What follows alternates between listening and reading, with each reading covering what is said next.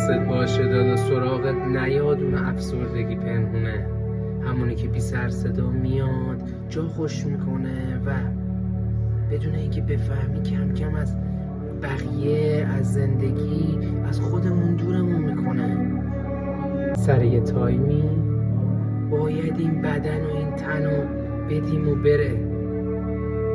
نه اسمی میمونه، نه حرف میمونه، نه ادعایی میمونه، فقط یه سری حس که تو دل بقیه کاشتیم میمونه.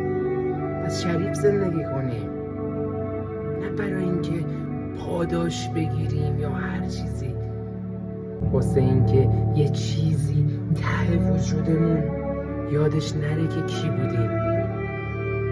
انسان بودن تو این دور زمانه یه عبادت خودش، بدون قضاوت،